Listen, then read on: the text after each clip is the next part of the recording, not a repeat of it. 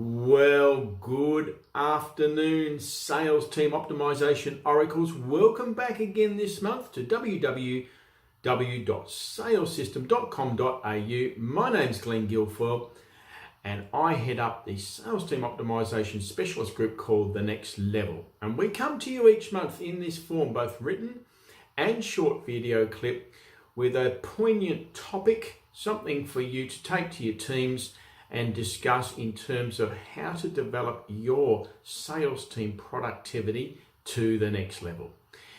And in fact, I want to actually kick off with this month being the first part of a 3-part series. So please chime in and dial in over the coming months to be able to put the 3 parts together for a whole story, because I'm going to talk about making the emotional connection during the sales process and how that is more important than ever.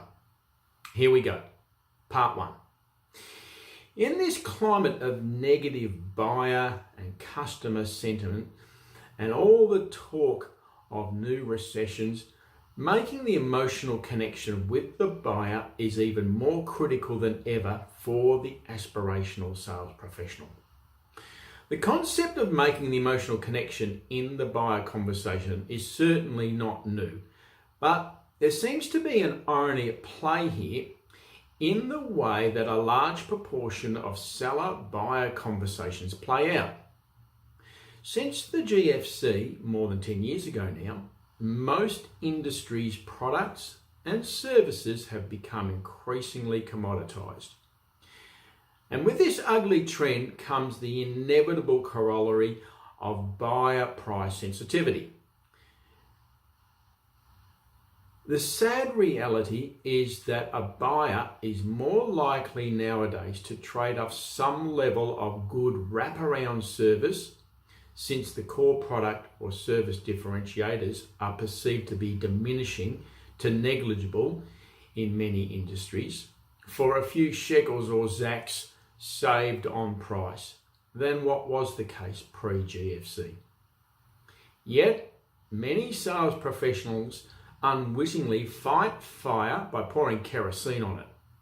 They try even harder to educate the buyer on their product service technicalities and features and benefits to win the sale, which insidiously drives the conversation away from making the emotional connection with the buyer.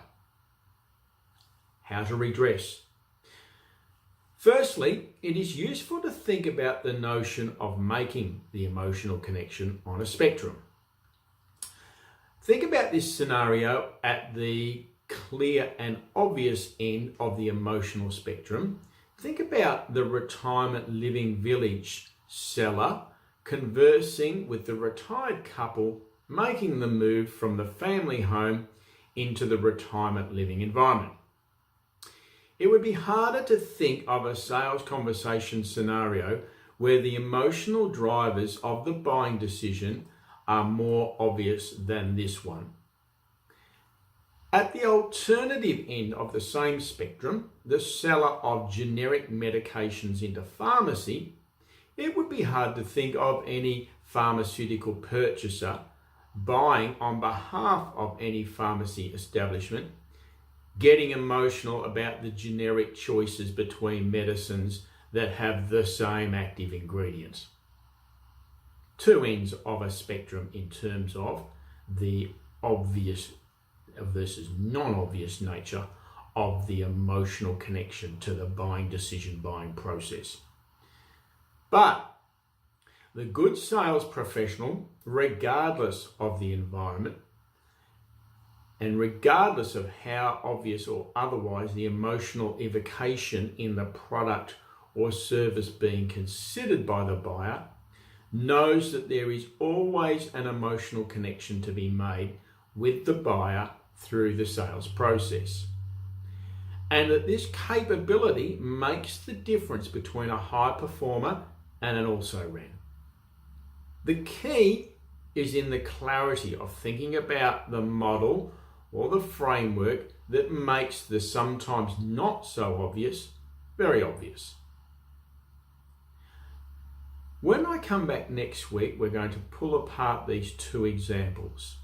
The retirement living village scenario, where the emotional connection just screams out, versus the generic medication pharmacy sales scenario, where the emotional connection is very hidden, very hard to find. So, for now and this week, I hope this gives you a head start and a leg up to this 3-part series, and look forward to you dialing in again next month when we pick up the comparisons. Bye for now.